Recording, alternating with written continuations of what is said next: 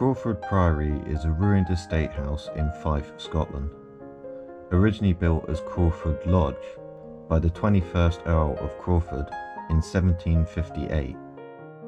Lady Mary Lindsey Crawford commissioned enlargements and alterations in the early 19th century. Despite subsequent improvements, the property was eventually abandoned in 1968 after becoming too difficult to maintain, with attempts at demolition and redevelopment unsuccessful.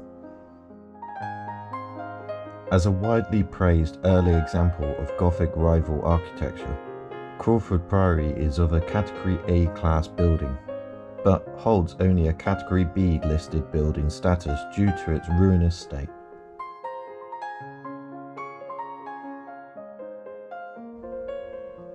The 21st Earl of Crawford, George Lindsey Crawford, relocated his family first to Burtree Hill House, then constructed Crawford Lodge. Upon his death in 1781, he was succeeded by his eldest son, the 22nd Earl of Crawford, who died unmarried in 1808, ending the male succession line. The Crawford estates, including Crawford Lodge, were passed on to his only surviving sibling, Lady Mary Lindsey Crawford. Under Lady Crawford, significant enlargements were made to Crawford Lodge between 1809 and 1813. She wrote to Hugh Hamilton of Pimmoor House in October 1809. She expressed her wish to enlist renowned architect David Hamilton. David Hamilton proposed a Gothic hall apparently intended to resemble Dunblane Cathedral and to reflect Lady Crawford's ample and noble descent. Although Lady Crawford initially described Hamilton's ideas as superb, she quickly became unhappy with his lack of communication and is said to regret employing Hamilton. By November 1810, Hamilton was replaced by James Gilsby Graham, who took inspiration from Rossi Priory and his own Ross Priory in his contribution to the design. Lady Crawford herself also had direct input, creating sketches for the lobby at the west end of the dining room. Lady Crawford's alterations were completed by 1813, with the final castle element coming mainly from Hamilton and the priory element from Gilsby Graham. Until her death on the 21st of November 1833, Lady Crawford was greatly attached to Crawford Priory and the surrounding estate. She lived in almost entire seclusion within the grounds, becoming familiar with animals both wild and tame. Her funeral service, too, was held in the Grand Hall on the 2nd of December 1833, before she was laid to rest with her brother in the family mausoleum. After Lady Crawford's death, Crawford Priory lay unoccupied and slowly deteriorated over time.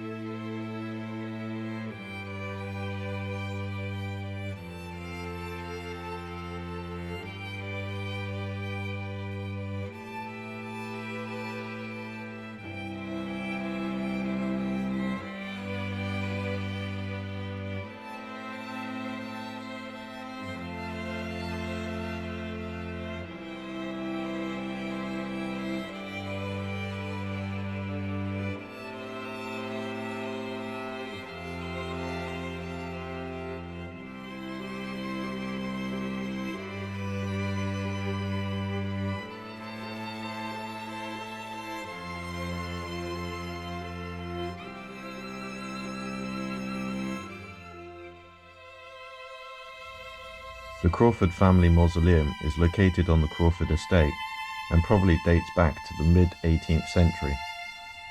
The mausoleum is believed to be constructed around the same time as Crawford Lodge.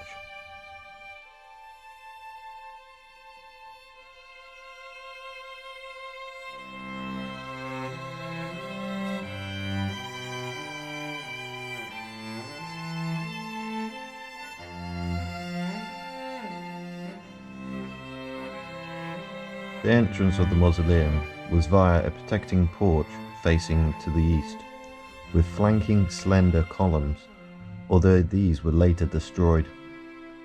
Inside, a cast iron gate led through to the burial vault, where there are 18 polished stone shelves for coffins. The mausoleum itself was surrounded by a perimeter wall of stone, and the trees which grew up around it would later become known as Lady Mary's Wood.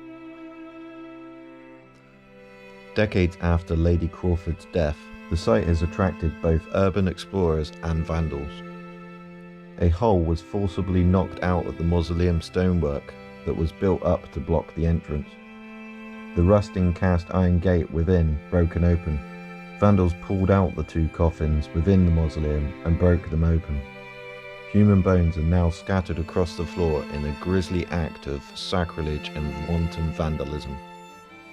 This is a sad postscript to the history of Lady Crawford's reclusive and religious life.